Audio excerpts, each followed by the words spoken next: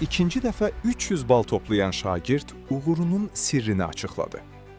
Tam 11 illik orta təhsil səviyyəsi üzrə keçirilən buraxılış imtahanında maksimum nəticə göstərən abituriyentlərdən biri də Abşeron rayonu Ceyranbatan qəsəbəsi bir sayılı orta məktəbin məzunu Aydın Çingizoğlu Həsənlidir.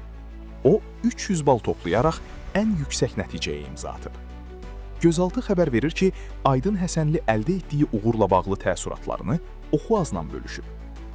Aydın Həsənli bildirib ki, maksimum nəticəni gözləsə də tam əmin olmayıb. 300 bal olmasa da 297-298 civarında nəticə gözləyirdim. Amma çox şükür ki, 300 bal oldu. 9-cu sinifdə də 300 bal toplamışdım. Bu sevinci ikinci dəfə yaşayıram. Xəbəri eşidəndə ailə üzvlərim yanımda idi. Sevincimizi özünüz təsəvvür edin. Aydın Həsənli hazırlıq prosesindən də danışaraq bildirib ki, uğurun arxasında həm sistemli zəhmət, həm də düzgün hədəf dayanır. Təxminən gündə 2 saat hazırlıqda olurdum. Üstəlik, əlavə olaraq özümdə çalışırdım, inkişaf üçün mətnlər yazırdım. Uşaqdan uşağa fərq edir. Tək başına hazırlaşıb yüksək nəticə göstərənlər də var, hazırlığa gedənlər də. Amma əsas məsələ yüksək hədəf qoymaqdır. O, gələcək planlarına da toxunur. Kompüter elmləri ixtisasını seçmək istəyirəm. Qəbul üçün xüsusi hazırlaşmamışam.